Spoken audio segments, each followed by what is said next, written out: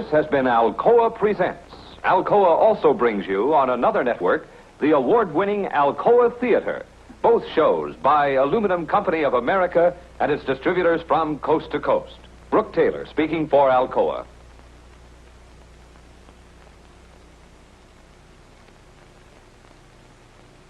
Square. Tall trees. She is not well. She has an ache here.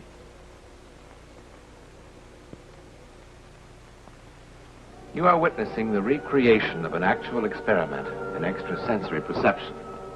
It is called psychometry.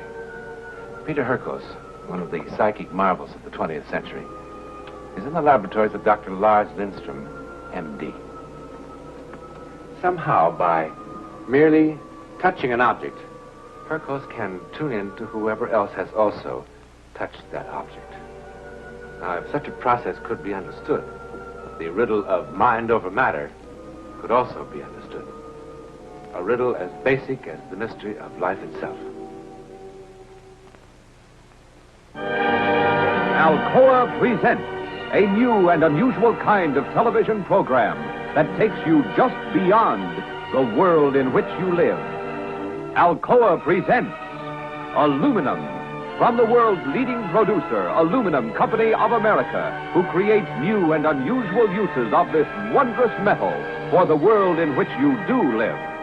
And now, John Newland takes you one step beyond.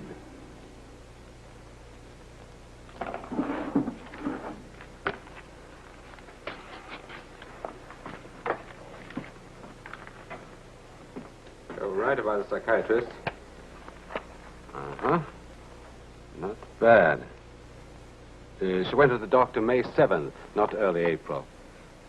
She thought of it a month earlier, and she should have gone. She would have saved herself an awful lot of suffering. And you'd be 100% right, huh? Your average for the series of tests so far is pretty respectable, Peter. 8 correct statements out of 10. Statistically, the odds against that are at least 1 million to 1. Of course, I told you. Dr. Van der Helst in Holland said that I cannot do what I do with tricks. And now you see for yourself. Mind if we wait a bit before handing out testimonials? And so began phase 2. In the next series of tests, Dr. Lindström set out to remove whatever physical senses might account for Hurkos' power. He now began the psychometrization of objects seen, but not touched. I see monuments telling of history. Hands off. What are you trying to do to me? What we agreed to do. See how good you are when you can't touch.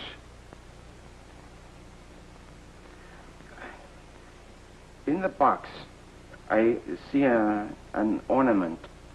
No. Not an ornament. It's writing.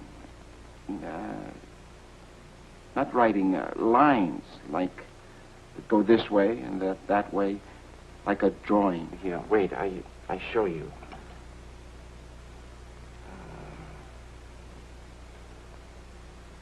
Like so.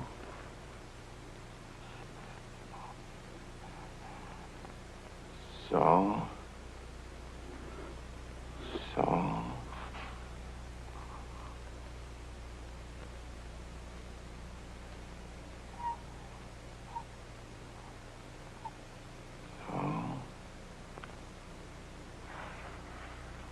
What is that?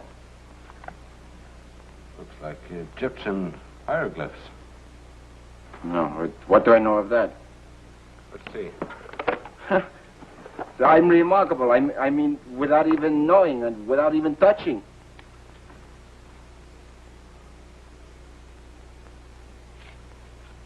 Two errors. 2 errors? I don't believe it. But listen, that's still fantastic. There could have been anything in that box. Dog collar, a toothpick, a keyring. 2 errors. This is called a stroboscopic light. The flickering reduces the area between the conscious and subconscious. Whatever it does, it feels fine. I received this letter this morning. I haven't opened it yet. Tell me what's in it.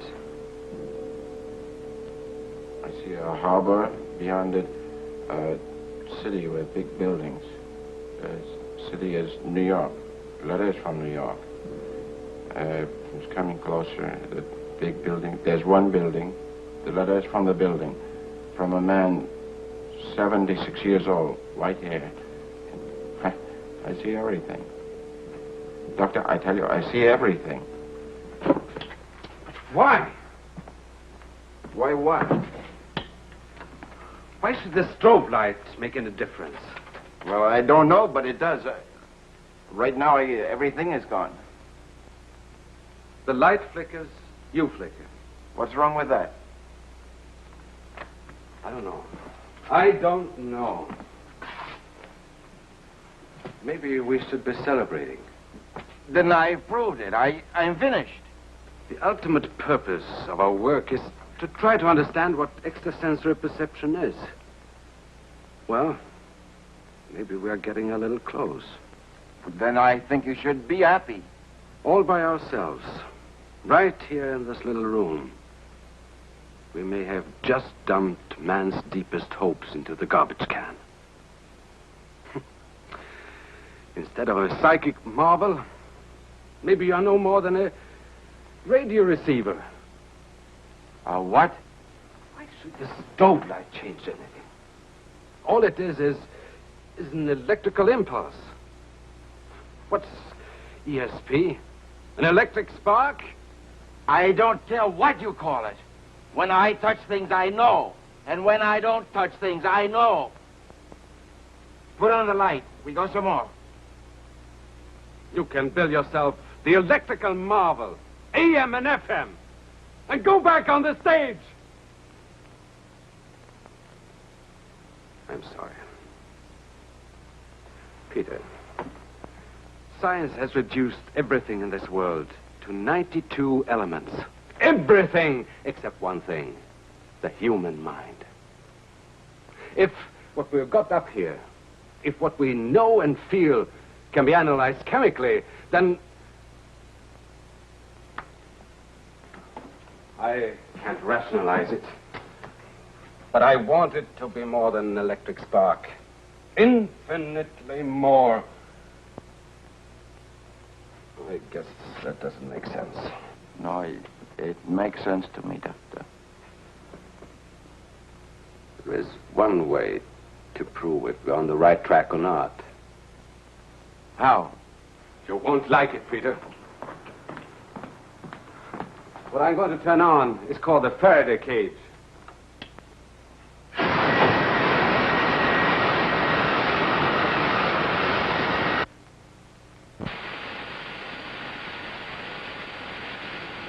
Why does it glow like that? That's 250,000 volts of electricity. 250,000 volts? Oh, you'll be quite comfortable and safe inside. Me?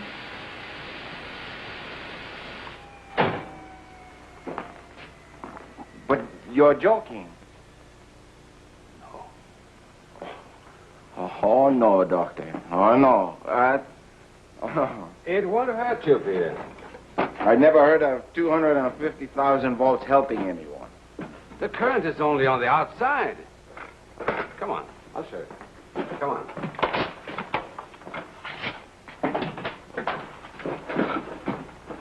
Sit down. No, what is this supposed to prove? If extrasensory perception is merely an electrical wave, then you should score a 0 on the matching test. Because when the power goes on, no electrical impulse can penetrate these walls. With 250,000 volts, Will you stop worrying about it? You just sit there. Open your collar. Relax. This is the way you work the intercom. I've brought you a set of objects. Here. I have a similar set outside. And when I point at one object, you tell me which one it is. Okay? Good luck. One moment. How do I get out of here? I'll open it for you.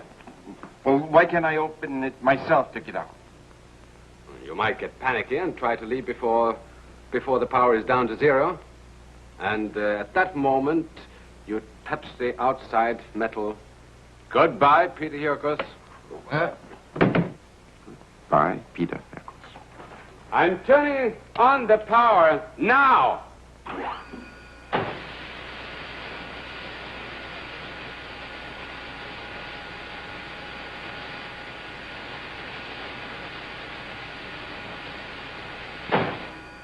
Once the cage is electrically charged, it remains hot until I pull the switch.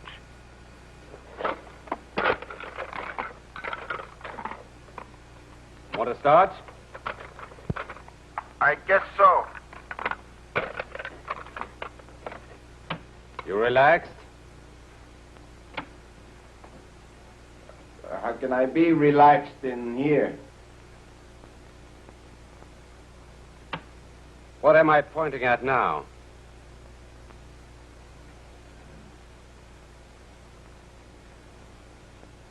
Peter! Butterfly. And now? Dinner. The what? The noob. Oh, I'm sorry. I still think in Dutch. Nope is button. And now? Extrasensory perception was not merely an electrical impulse. As a matter of record, shielding Peter Hurkos from electrical impulses increased his power enormously. Bullets.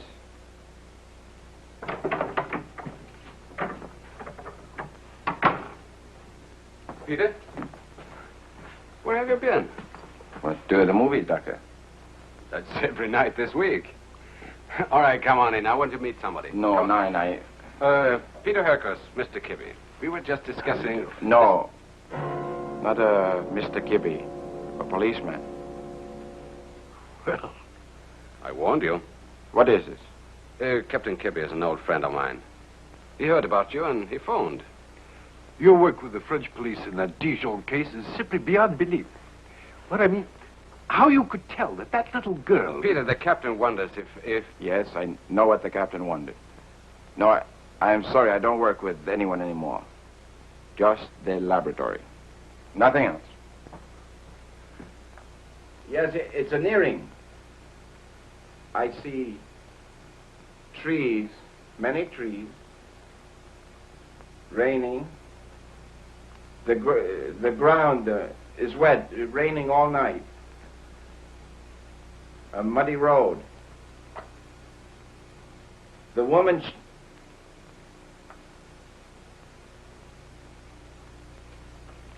The woman is dead. The policeman gave it to you. Peter! You tricked me!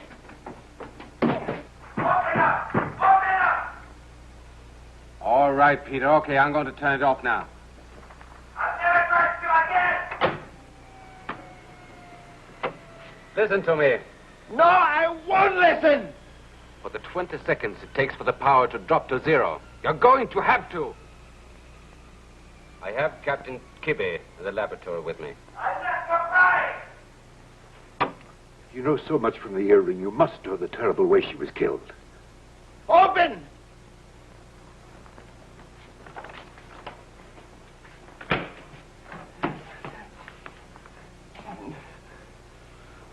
If anybody had ever told me that I would be begging someone like you to help me solve a murder case, but I am begging.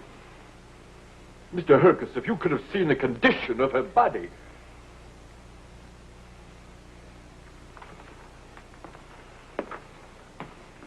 I'm not going to apologize this time. I doubt that God gave such a gift merely to entertain in theaters. you will give me the earring back, I'll be on my way.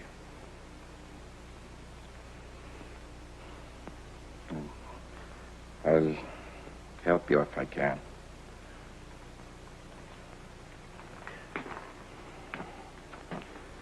But I'm going to need something from the men who killed.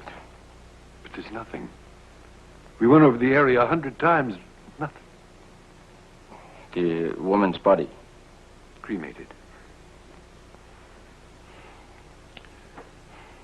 I must have something.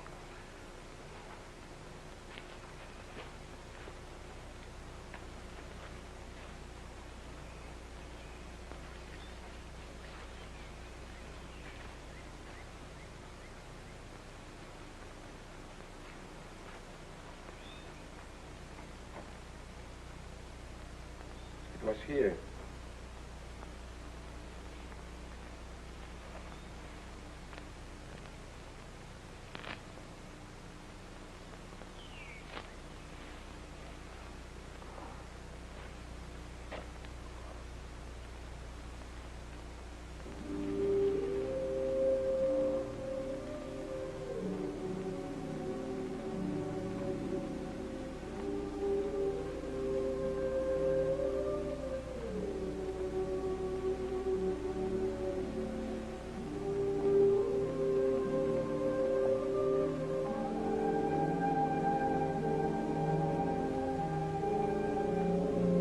So,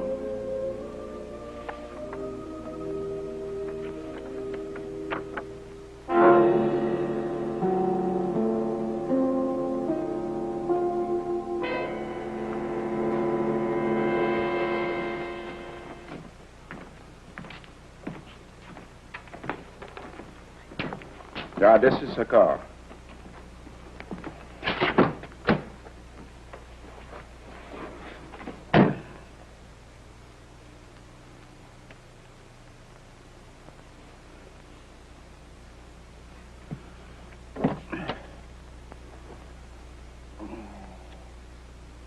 I see many lights, colored lights. Red light is stop light. She's sitting behind the wheel, and the car is stopping. The man... Wait. Yes.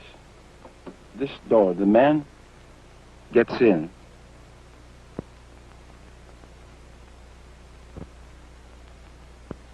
I feel very strongly. He has a gun. Connor's woman was strangled, Mr. Hurkos. Yeah, I say this. He has the gun to frighten. There are no bullets. Go on, Peter. His mind is sick. What else about him? He lives... Old building. 1-8. 1-8. A hotel with 30 curtains. There must be 100 hotels like that in town. Yeah, but I feel strongly. 1-8. 1-8 what? I don't know. Vogel. Yeah, Vogel, the man's name. Vogel. Vogel? Peter, in English there are two names. Vogel and Fogel. One with an F and one with a V. Which one do you mean? The V. V. Vogel. Yeah, I say this. I can already hear the laughter in the police locker room. Brother. 4 days later, 37 flea traps, flop houses, side street hotels later, Peter Hurkos and party arrive in the dingy lobby of the Royal Arms Hotel. Vogel is living here. Now, wait a minute, mister. I ought to know who lives here and who don't. Peter, you said number 18. This is 127.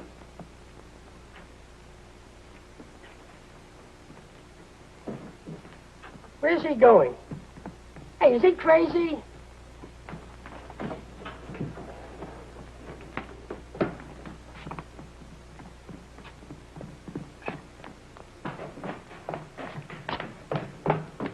you guys doing here? Open it up. There's no Mr. Vogel in this room. Open it up.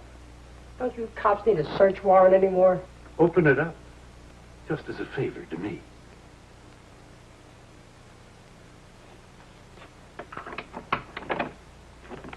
Tell me what's happening at least.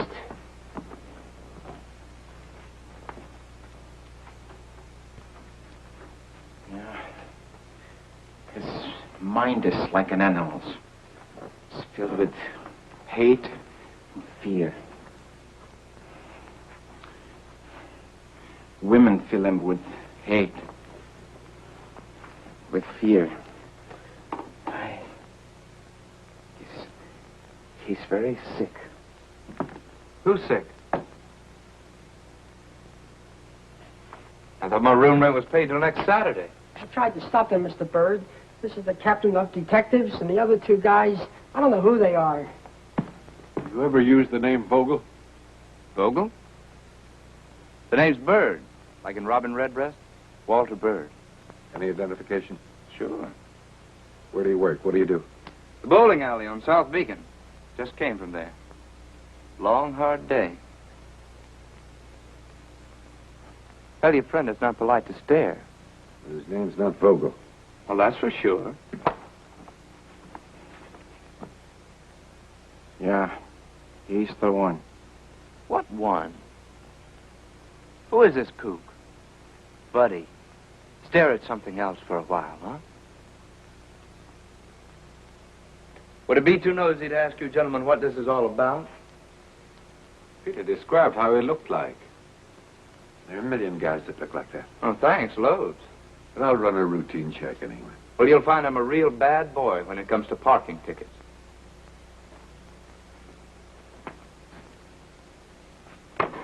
What's he up to now?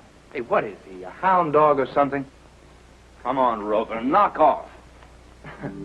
How do you do? The name's Bird, like in Robin Redbreast, and please give me back my hand. What have you done?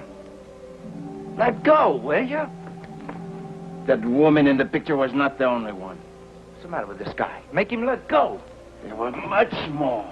Let go my Many hand. more women. Let go my hand. Yeah.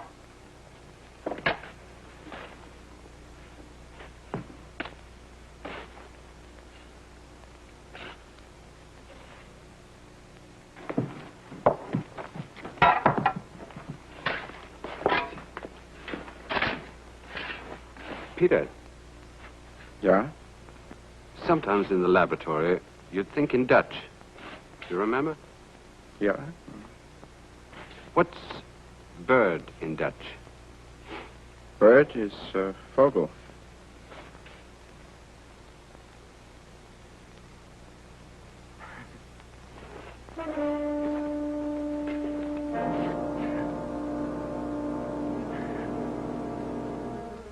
She laughed.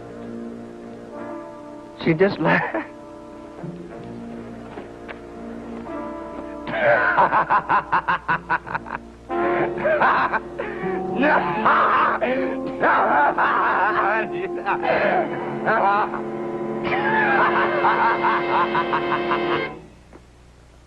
And this is the real Peter Hurkos. Peter, we understand that you spent a total of 2.5 years in the research laboratories of a medical doctor that we call Lars Lindstrom, right? That's correct. And the research still go on here and in Europe. That's marvelous. Actually, an important paper was recently read on this very same subject, on this research, before a group of scientists at the Massachusetts Institute of Technology, and will soon be published, right? So long as I live, I offer myself for any test, any studies, under any conditions that scientists may impose. Good. With the rare gift of a few men like Peter Hurkos, mankind, ever so slowly, moves toward an understanding of what we human beings are, what we really are in the universal scheme.